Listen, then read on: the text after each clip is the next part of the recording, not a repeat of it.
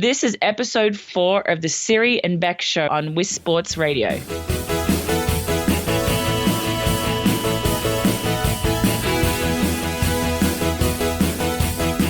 We share our life experiences. Sport is a vehicle through which we have found our true selves. We hope to help inspire all of you to do the same.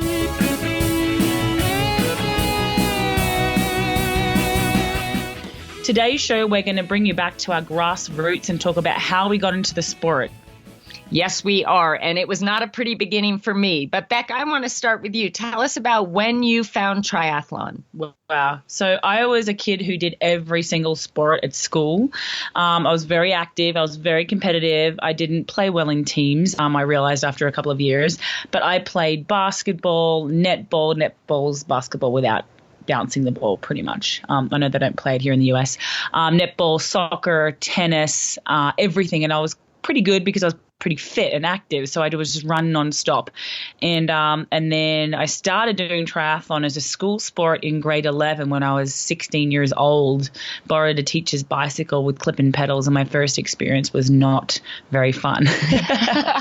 Well, wait, I want to add a little funny story in here. Can you please tell everyone what your previous swim experience was? It was better than yours. Oh, actually, yeah. I didn't do the Swan at least, but no, Mum used to drop us off on what she thought we were doing was swim training. I laugh so hard when I think about this, but Mum thought we were going swim training, my twin sister and I used to sort of wonder why I was always a few kg or a few pounds heavier. This is why, clearly. I also worked at a bakery part-time and ate everything in the bakery. But my sister and I would get dropped off at the pool, and my sister would go swim training, and I just thought with my $5 I'd just spend – that was actually for the water slide for afterwards as a reward after swim training. But I'd sit there and just eat potato cakes and French fries and wonder why I was the chubby little one and not getting any faster. I didn't think you had to train to get faster. So that was – yeah. Thanks, Mum. I'm sorry if I never told you that story. She'll probably hear this one. So when you were 16 and you picked up the sport, something was obviously different when you showed up at the pool now. Well, no, I was actually sick of getting beaten by my sister. She was a natural athlete. I'm a twin, identical twin, and my sister actually has identical twin girls, which is just incredible. I think there's only about 20 or so twins in all of Australia that have identical twins that are girls, so it's pretty cool. Anyway, back to the story. My sister used to beat me at everything. She was more natural, and I thank her for that because as a kid growing up, I was always pushing to try and beat her. And I remember racing home after school on our bikes, and every single time she'd go. And even if I got a head start, she would beat me. I never, ever could beat her, ever.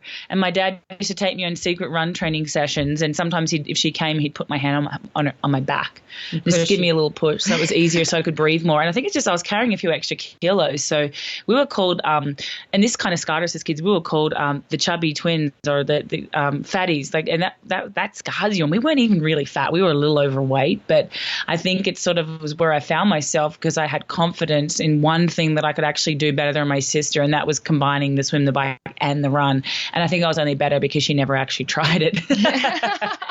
What about you, Siri? Because yours is different. Like, I know you learned to swim from your beautiful mom who didn't like getting her hair wet. So yeah, well, so I discovered triathlon a little bit older than you. I was 23 years old, and a little older. I like to think I'm still just a little bit older than you. But so I was 23 years old, and I went to watch a friend in a triathlon, and I was like, wow, this is the most incredible thing I have ever seen. People of all ages, all sizes, all personalities, but they were all out there just pushing themselves to the limit, and they all looked so alive. And I thought, I have to do this. There was something about it that just drew me to it.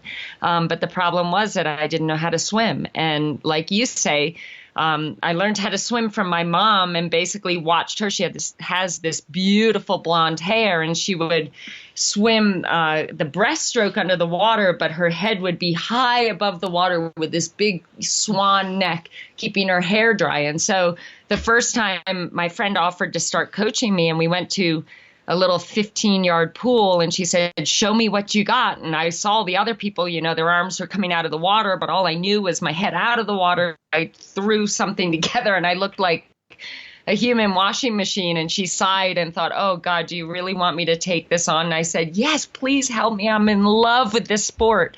I'd been a field hockey, ice hockey, and lacrosse player. And so I knew I needed to learn how to swim. I needed to learn how to ride a bike. And the running part I actually felt really confident about because I'd been sprinting up and down a field for years. But I didn't realize just how hard it was. You actually have to learn how to pace yourself. You know, it's not running 10K with 10 million hundreds in a row flat out. So that was my beginning. I've got a good experience about my first bike ride because I borrowed a teacher who is way taller than me at the time, like 6 foot. And he said, do you want to ride my race bike? And it looked really cool. It had clicking pedals. And obviously the pole was way above where it should have been, the top tube. And I never forget getting to the first set of lights. He's like, just turn your heel to the side. You'll be fine. And I could not get it out. And of course, the first set of lights, boom, I fell down. I think I fell down twice, like in the first 5 minutes. I was like, this is not a fun experience. So I wore toe straps for like the first 2 years racing. I know you used that in duathlon world champs too. You used the toe straps. I didn't actually. I still clicked in, and I feel like that's because I lost by half a second in the end. Annie Emerson won, and Siri, she had those her platform training partner pedals. Remember? They're cool. Yeah, with still the power in them. Totally. That was funny. But so guys, we all start with the training straps, don't we? Or the clip-on pedals. What do you call training them? wheels? Well, yeah, we all start. Yeah, like straps. I don't know. The straps. So strappings. I mean, the fact that you had those on for a while, I did too, and then I realized that I actually got more scared. Yeah, because you actually literally can't get them out. Yeah, like at least you can just click your foot out now. Yeah. So if anybody needs tips on that, like it actually, if you've got to, first thing is you've got to have your head up, and you've got to remember, don't look down because that's the worst thing you could run into something. But you've just got to literally turn your heel out to the side when the pedal's down, like it's facing straight down, the foot to the bottom of the stroke. That's when you want to try and get your foot out. So I think some people try and do it when it's up, or they try to do a leg that they're not confident with. You just got to really just click that heel to the side, to the right or the left. And those of you like me at the time that are afraid to get out there with clipless pedals to give it a try in fear that you might fall over, don't be afraid. Like, there's no shame in trying to become good at something. I mean, I can't tell you how many times I fell over at stoplights. I still fall over. I fell over, like my cleat used to get stuck all the time, and I've still fallen off several times. Yeah, so don't be afraid, because you got to start somewhere. And I know for me, when I started, I was a disaster, and I mean that. And I know a lot of you have probably heard my story, and I won't go through it now on this show today. But I knew nothing. I was a complete beginner. I made my first bike that I got was my friend's neighbor's bike that he was selling for $100, which I thought was super expensive, but it was like a 10-speed bike. And the best part about it is it had a basket in the front. And I had, in those days, and some of you may not be old enough to even know what these are, but they had those little radios, that portable radios. And that she tried worked to on battery. She tried to put like wet lycra on, and she actually had M holding her pants. Oh, that was in the race, illegal. My first race, yeah. And she tried to put wet lycra on her legs. Well, after the swim, which is just, you just can't. Anyone who's tried to put wet lycra on, or lycra on when you're wet, you know how hard that is. Yeah, so I made every mistake in the book, but you know what? I think that's what has made me a really good coach, because I have made every mistake, and then I spent 10 years finding a way to make it work. Okay, let's backpedal a bit, because I started swimming when I was 16, so I could already swim. I did swimming at school. Siri literally hadn't even had a lesson in swimming until she was 23. I'd been swimming and just doing club night, wondering why I wasn't faster. No, you'd been eating potato cakes. Doing one swim. No, after that. Okay. Doing like one swim a week, which was just racing. And never trained, because I didn't know training made you faster. I just thought it made you slower, because I'd say to Dad, well, doesn't it just make you more tired? And then I realized, no, you actually have to condition yourself. But we did, one swim a week. And then I started swim coaching with an amazing, actually, a Romanian coach who used to say, you don't know what pain is. And he'd grind his knuckles down the brick wall and say, this is pain. And he used to give us 100 hundreds fly.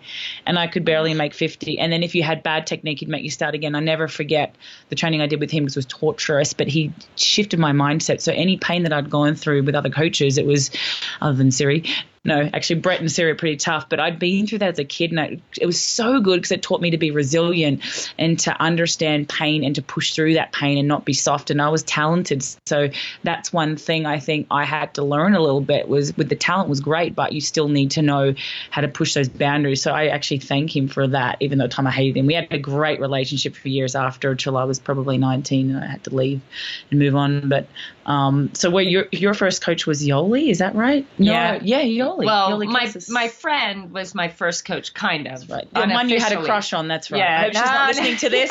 What was her name? Lynn someone? Lynn Oski. She taught me everything Lynn about Oski, the you're in sport, trouble. all the basics, and she was my best friend. And yeah, I might have had a little crush on her. So, but she was my idol. She was like the best triathlete in town, and she was just so willing to help me. So I really was grateful to her. And then I fell in love with the sport after my first race, and I decided that this is all I want in my life, is to become great in this sport. And I came out to Colorado to visit my mom around Christmas time, and I went skiing out on the golf course. And I remember there was a big group of girls, and they were all having their picture taken. And at that age, I just realized I was gay, and I was like a shy little, young thing, and I saw all these girls, and I'm like, oh my God, I got to ski well because there's all these girls watching me. I got so nervous, and my skis crossed in front of me, and I fell flat on my face in like a foot of snow. And this woman comes over and gives me her hand and says, hey, can I help you? And she lifted me off the ground. She said, what's your name? I said, my name is Siri. I'm a triathlete. She's done one triathlon. And I mean, what a dork, but that's who I was. And people still say that. Like they say, they define themselves, I'm a triathlete. Well, so she answers, and I think this was more just to make me feel comfortable. She said, my name is Yoli, and I'm a triathlon coach. And we started talking, and she's like, yeah, I coach in Boulder, Colorado. It's the mecca for the sport in the USA. And I was like, oh my God, no way. Do you really? She's like, yeah, I'll coach you. Do you need a coach? And I said, yeah. And I said, can I move to Boulder? She's like, yes, that would be amazing. And literally within 2 weeks, I was living out in Worcester, Massachusetts at the time. I packed up everything and moved out to Boulder, Colorado 2 weeks later. And that's when you know that this dream is your passion and that there's something really important that you're going to find through taking this on. And I guess my question for you, Beck, is, was there it's kind of a confidence builder when you take on something so difficult that you're choosing to take on? No one's telling you to do it, but you're choosing to take it on. I think my experience was a lot different to yours because I was already a cross country runner. I was swimming a little bit, a lot more than you. And I was a little bit of a natural athlete, although you were too, but I sort of had more experience, I think, because we did cross country as kids. So my running was there. Never really trained for it, made state and stuff, but never was that good. I remember Nicole Hackett, she might even maybe listen to this one day, but she would kick my butt at nationals and I'd wonder why, and I never trained. I just would think, why is she so fast? I was 16, I should have known better.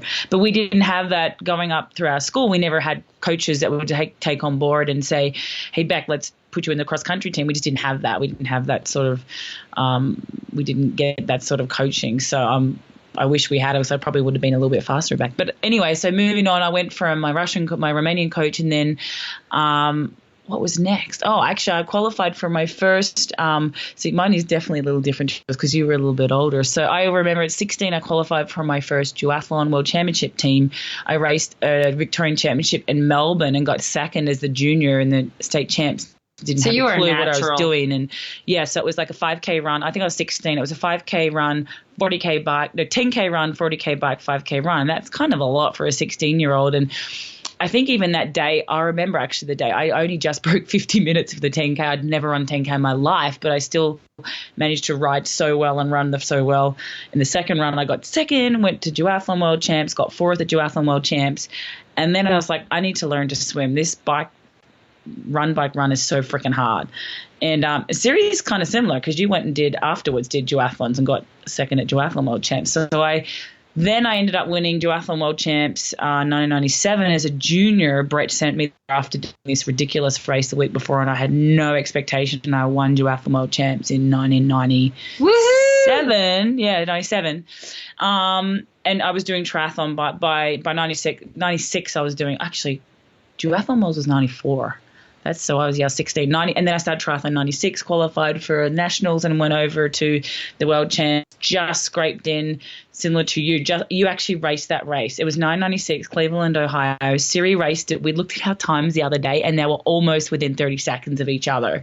And I think it was your first team, wasn't it? Must have been. Yeah, that was my first world championship. So that was both of our first world championships. Yeah. Me as a junior, her as a senior. I ended up winning that day and claimed my junior world title. So that was really freaking cool. But it was so cool to look back at the results the other day, because our swim, bike, and run, Siri's run was a lot better than mine, but our swim and bike, like I think I got her in the bike and the swim, but she destroyed me in the run. But our times were really similar. It was really funny to watch.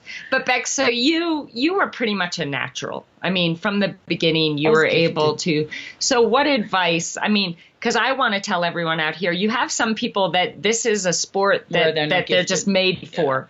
And like Beck was a natural athlete that came in and pretty much did great right off the bat, once she realized that she had to work hard for it. Mm-hmm. But I want everyone to know that you can be an absolute, ridiculous joke when you start and still become an incredible athlete, because that was me. I mean, people used to laugh at me. Completely opposite, really. I mean, my first race, like, there were literally people laughing at me. And, kids can be quite cruel. And they were saying, oh, my God, look at that girl. What's wrong with her? But I remember during the race, I'd never felt so alive in my life. I didn't notice any of those things. I didn't hear any of those comments, or at least I didn't think I did, because I was just loving it so much. But after it was done and I was lying in bed, that's when I remember, and all the sounds and what was happening around me kind of came to my attention. And that was motivation for me. The fact that people were laughing at me, and I wanted nothing more than to become proficient in this sport that I'd fallen in love with. And the fact that people were laughing at me, even when I was trying so hard to just do the best that I could, like, that made me mad, but it also created this intense fire inside of me. And that's what inspired me to want to put in the work and do whatever it took to become great in this sport that I'd fallen in love with. Yeah, I think my desire and hunger and to succeed and be successful and to be seen was it was similar, but was my sister had always beaten me at everything. She was better at everything. I love her for that. She always thinks that I'm having to go to her, but she made me. I was a world champion because of her as a junior, because she pushed me to go outside myself and prove that I had something that I could be proud of. She was prefect at school, like club captain, and higher grades. Like, we had to do a scaling system grade. I remember when we got to the school in year 7, we did a grading system, and you got graded from 1 to 8, and I got in like 3. My sister got in 1. So of course I'm going to go home to mum and be like, oh, I was devastated. And then the same thing they did at year 11. I get graded in probably, I think it was number 2 by then, and she was always in the top of her composite, almost pushing into the next year. And that was always hard. So I was so frustrated that she always got the good looking boys, like, not that I wanted them, I wanted the girls, but she was better at everything. And I thank my sister, because my drive came from just wanting to prove more to them and myself that I was worthy and I could be seen, because I felt a little unheard as a kid. And I think yours is kind of similar to that. Yeah, what I think my huge drive behind mine, when I was 23, my dad found out that I was gay, and he called me. He was bawling on the phone. He said, Siri, somebody told me that you're gay. Please tell me this isn't true. I can't have a daughter that's gay. Promise me this isn't true. And I said, Dad, I'm gay. I can't do anything about it. Please tell me that you'll love me anyway. And he hung up the phone, and I didn't hear from him for the next 2 years. And after that, he found it within himself to call me on Christmas, but that was it. And so for a 23-year-old, it made me think that everything that I had achieved up until that point meant absolutely nothing now that I was gay. So for me, I was so desperate to go out, most importantly, to prove to myself that as a gay woman, I can still achieve things that I think are amazing. I can make a difference in this world. I can find love. I can inspire people. And so I was so determined to prove to myself that I was worthwhile, and to prove to myself that it was even worth loving myself. And so I thank my dad for reacting the way he did, because I don't think I would have been so determined and so relentless in my pursuit to become the best athlete I could be. If he had said, "Oh, you're perfect just the way that you are," maybe I wouldn't have been so motivated. And yeah, I was a bigger girl too. And I remember in my first World Cup race, you actually had a little bit of chub on your bum. I had a big bum, and that was from playing ice hockey. I was chubby. It was playing ice hockey, and then when you stop playing ice hockey, it turned to fat. So I had a big muscle bum. can't turn to fat, babe. But you know what the sad thing is, Beck? The sad thing is that I actually had a pretty good body image, regardless of whether my butt was big or not. Until you went to Brett. Until I went to Brett. And tell him what he used to say to you, because he did the same to another person. And let me preface this. Brett is one of the greatest coaches in the world. He was a great mentor for me, but this was wrong. And I have to say, this was wrong. This scarred me, and it still has scarred me. My wife, we've been married for what? Well, he used 4 to say years? the same thing to me. To grab my stomach and say, "Get rid of it." Yeah. And I'm like, "It's skin." Well, my wife still hasn't seen my bare bottom because of this. But anyhow, maybe I've once. On my first day at training camp in Switzerland, I remember he put me on the scale in front of everyone and weighed me. And then after he weighed me, he was like, "Whoa." And he said, "Okay, everybody, make sure Siri's already in the pool before you get in. Otherwise, if you're in there and she jumps in, there's going to be a tidal wave." Yeah, that's And then he used to always, say that I had rabbits in a sack. And that was really, really hard on me. And it destroyed my body image. But it also did, of course, motivate me even more to want to be an incredible athlete, regardless of what I looked like. But in my first World Cup race, I was in Paris, France, and I remember I ran by this American girl that had always she was always like in the top 15, and I ran by her, and she looked at me. So bad. And when she crossed the line, she came over to me, and she said, "Wow, you run really good for a big girl." And I tell you what, it's comments like those. You have to think that as much as it hurts and as much as you think, how could that person say something so cruel? That comment really did motivate me. Yeah. You can thank her now. Because you look so good. You can thank her now. But like in the same theme of, you know what? Fine. I am a big girl, but I will prove to you that a big girls can do just as much as small girls can. And we can achieve great things, and we can be loved, and we can make a difference, and we can inspire. So that's been my theme. That's been my dad used to call reason. My dad used to call me Becca Double Decker. And so of course I'd have a complex about that till I was 5 or 6. I was always bigger. And Mum said I used to eat my dinner and then swap my plate, leave a little bit for my sister, then swap my plate with her and eat all hers. And Mum didn't even work it out for a year or two. And I was always heavier. I was born heavier. I was always heavier. Our neighbors called us the fatties. And if our neighbor ever listens to this, he's going to laugh because he can't remember it. But I'm like, you scarred me for life. Yeah. And it does. And I think there must be a way, Siri, that we can give advice to people that when people say you can't do something, look out. Have that motivate you to go out and do it and prove I can't them wrong. do it. Yeah. Oh, yeah. Exactly. And you know what? Like, there is no shape or size that is the perfect shape or size that you need to be great in sport. That is BS. Especially triathlon. Okay? You don't need to be a lean, tall, mean. You need to be you. Yeah. What is natural for you? Your perfect race weight is that weight at which you are doing your sport better than you ever have before. That's your race And you're weight. not getting injured. And feel good and respect your body and give it what it needs. Because when you work your body as hard as you do in sports, all it asks in return is that you take care of it. Feed it well, hydrate it, give it massages, get your recovery, get sleep. You have to show your thanks and appreciation to your body every single day. So those of you that have been, had comments like this thrown at you, you have to let it motivate you, let it fire you up, and let it go over you, because you are perfect and beautiful just the way you are. I want to try and remember this story. You might remember it too, Siri. I'll give a little example of our awesome athlete, Brian Orbicon. He's a family father. He's got an awesome wife. He's got 5 kids. He works 80 hours a week at a bowling alley, and he was on the treadmill, and he had I won't call the guy what I called him, but a guy came up to him and said, "Iron Man, what are you kidding yourself? You fat whatever he called him. And I was so upset. I wanted to call this guy and say, how dare you? And Brian took it so well. They thankfully kicked the guy out of the club. But this guy has now lost over 140 pounds. He used it for motivation. He didn't become a victim and go, I'm done.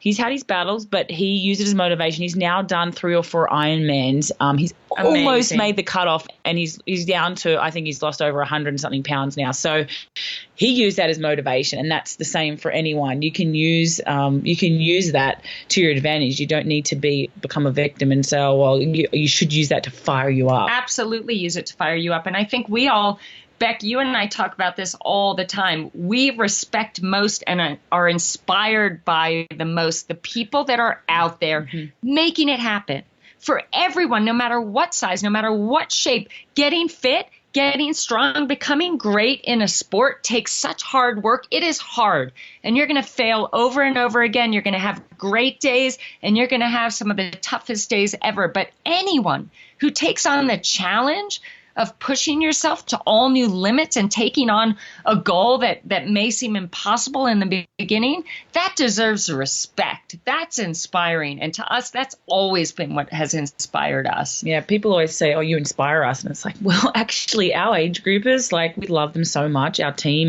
Series Tri Club, they inspire us every day. These guys work full time. They have, some of them, I have a friend who has a wife with Parkinson, 2 kids with autism, all these stories that you don't even know about, and you get to know them as people. One lady's little boy has been so sick, they're basically living in the hospital, and they inspire us. Like, we had it easy when we think about it. We hear that and we think, you guys are incredible. Absolutely. Yeah. Absolutely. And I think that the big thing is, guys, when you take on a goal, any goal, athletically, in business, in relationship, whatever it is, you have to be your own biggest supporter. So any ways that you judge yourself negatively, ways that disempower you, that stuff has to stop. You want to be the best that you can be and enjoy the experience and be fulfilled throughout the whole process. You have got to believe in yourself. You've got to acknowledge your efforts. You've got to be proud of what you're doing every single day, and you've got to celebrate you every single day, because taking on a big goal is so freaking awesome.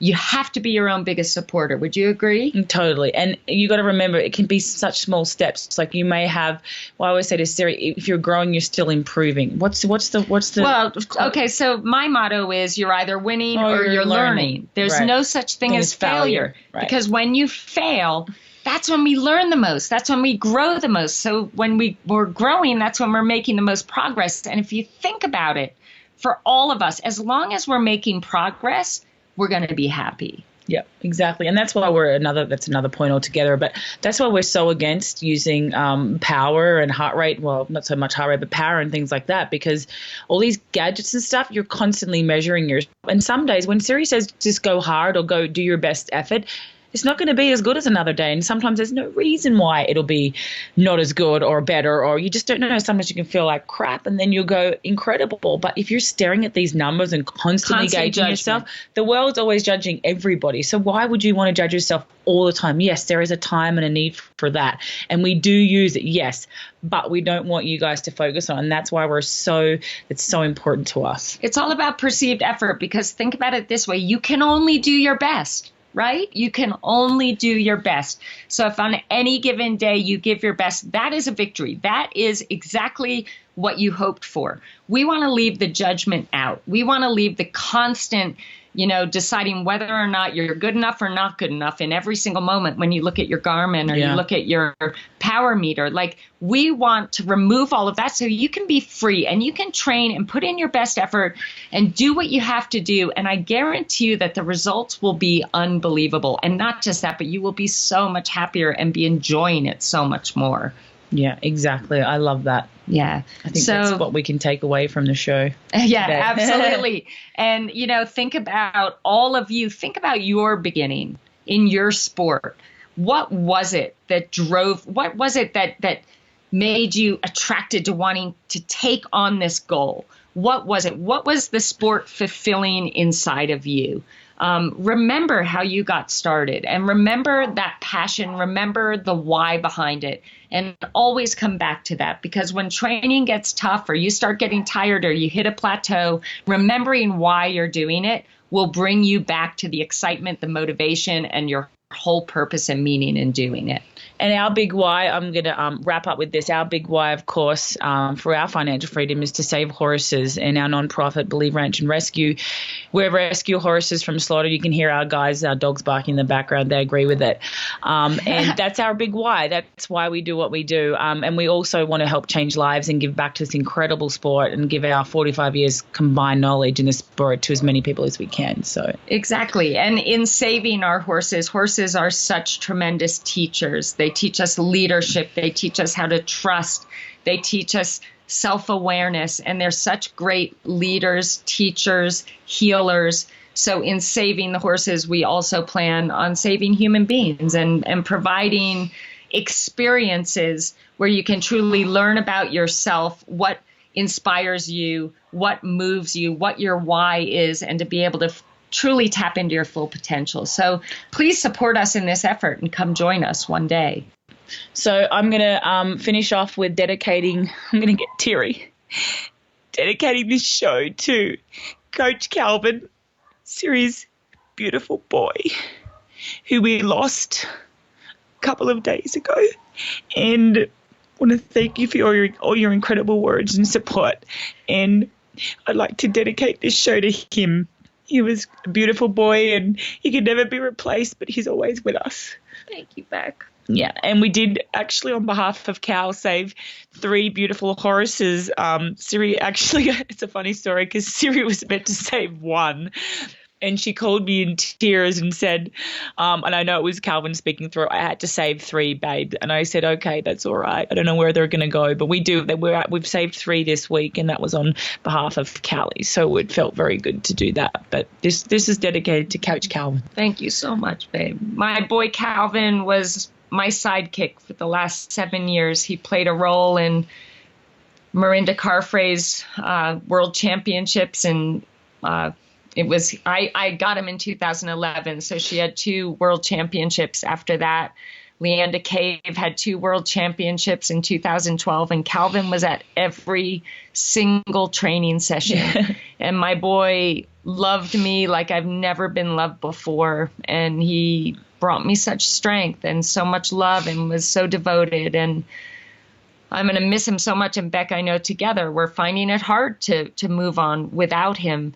But with anything in life, and for all of you that have lost someone you love or lost a pet that you loved, when you think about how much they loved you and how your happiness meant everything to them, when Beck and I fall into tears, which we do often, we then remember that Calvin wants us to be happy, to have memories that bring joy inside our hearts and help us feel his love.